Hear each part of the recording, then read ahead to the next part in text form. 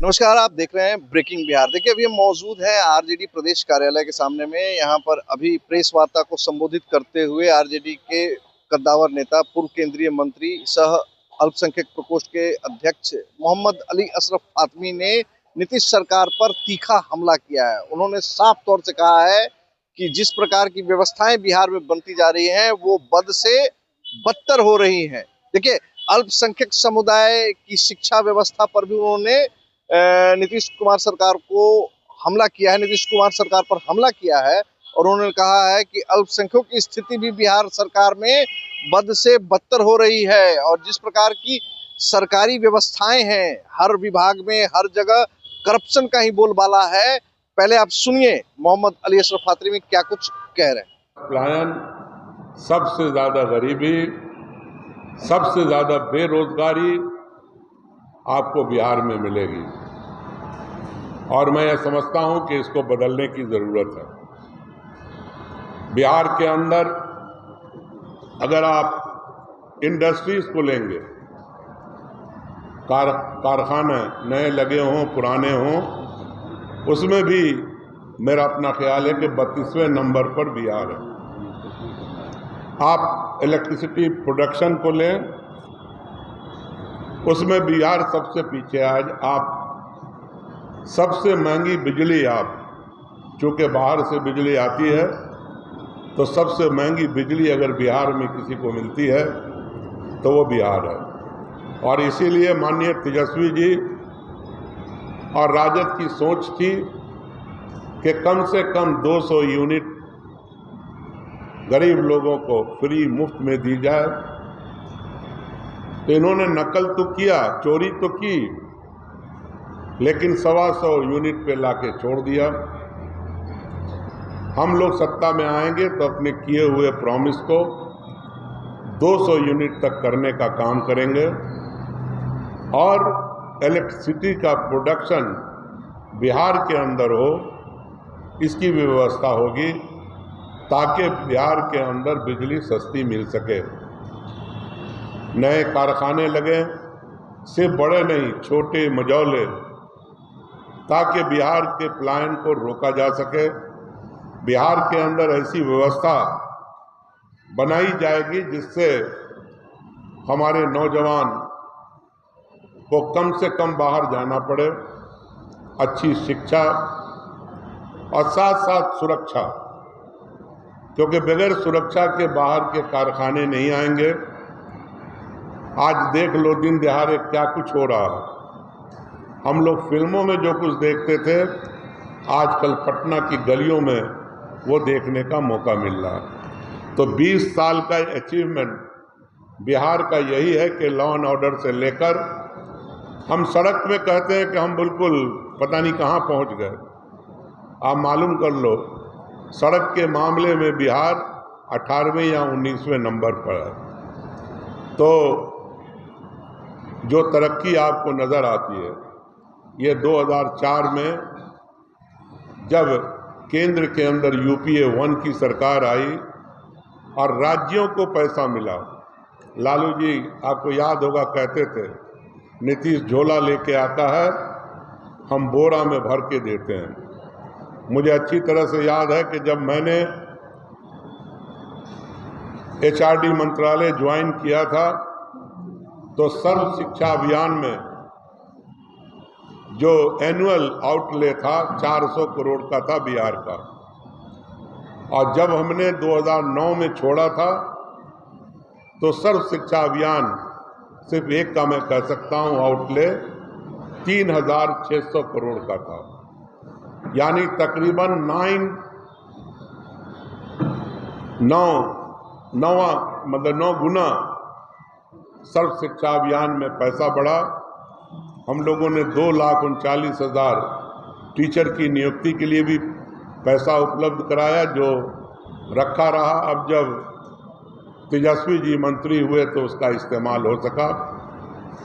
बड़े सदमे की बात है कि जो केंद्रीय विद्यालय हमने 2004 और 9 के बीच में दिया, एक साथ 16 केंद्रीय विद्यालय दिए थे। आज तक न जाने उसमें से कुछ ही केंद्रीय विद्यालय बन सके, बाकी को ज़मीन उपलब्ध नहीं कराया गया। तो ये जो नीति है बिहार की, काम नहीं करो झूठ बोलो जनता से, इसको बदलना होगा। और इसी के लिए तेजस्वी जो बोलते हैं वो करते हैं। उन्होंने अगर कहा कि 10 लाख की नौकरी नौजवानों को देंगे तो 5 लाख नौजवानों को नौकरी दे के भी दिखाया। और मैं साथ ही एक बात और कहना चाहता हूं कि जो दूसरी योजना थी उसमें इन्होंने कहा था कि हम बढ़ा करके 400 से 1500 करेंगे, तो इन्होंने 1100 कर दिया। मैं बिहार की जनता से कहना चाहता हूं कि हमारी सरकार आएगी तो उसको 1500 ही किया जाएगा। और 2500 जो हमारी महिलाएं हैं, गरीब हैं, उनके लिए भी हम लोग उपलब्ध कराने का काम करेंगे। साथ ही मैं आपसे कहना चाहता हूं कि 20 साल हो गया, आज भी मुसलमान अपने कब्रिस्तान की घेराबंदी के लिए घूम रहे हैं।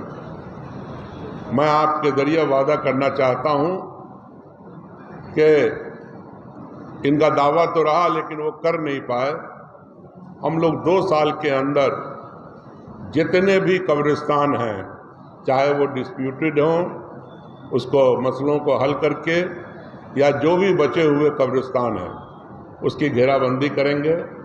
मदरसा जिसमें सरकार का जाने कितना पैसा खर्च हो रहा है लेकिन उसका एंड रिजल्ट 0 है, तो मदरसे की तालीम को ठीक कराने का काम किया जाएगा। अपनी ज़िंदगी में जाएं अपने, तो उसके अंदर उसका फ़ायदा उठा सकें, वो रोज़गार से, नौकरी से, कारोबार से जुड़ सकें। इसलिए उसकी व्यवस्था सॉलिड करनी पड़ेगी और उसमें जो भी पैसे की दरकार होगी। आज हज़ारों मदरसे बगैर बिल्डिंग के चल रहे हैं, बैठने के लिए बच्चों को ज़मीन जगह नहीं है, उसकी व्यवस्था की जाएगी। साथ ही मैं कहना चाहता हूं कि आज अगर आप बिहार को या पूरे देश को देखिएगा, जो सच्चर कमेटी की रिपोर्ट में भी आया कि मुसलमान शिक्षा के मामले में पीछे रह गए। यह सिर्फ मुसलमान और क्रिश्चियन और हिंदू का मामला नहीं है, ये देश का मामला है।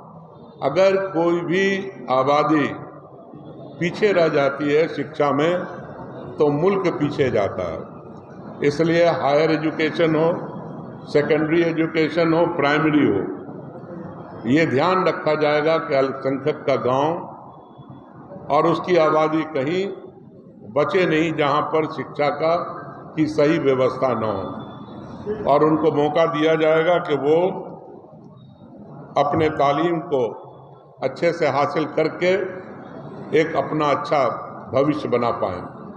उसके अलावा ये भी सुनिश्चित किया जाएगा, जो लालू जी के वक्त में था, कि कहीं भी रोजगार और नौकरी में उनके साथ पक्षपात न हो।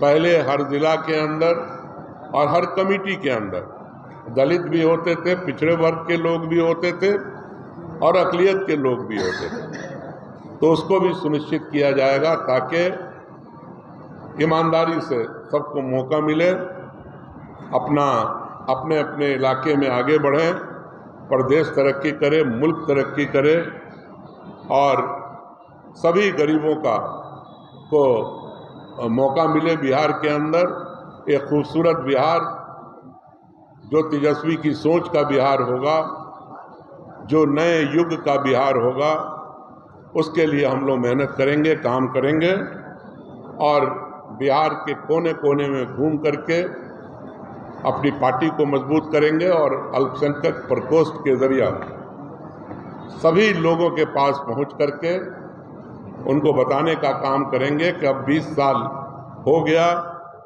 बिहार कहां से कहां पहुंच गया, बर्बाद हो गया दूसरे राज्यों के मुकाबले में, उसको ठीक करना है। इसमें अपना सहयोग दीजिए और तेजस्वी यादव को मुख्यमंत्री बनाइए।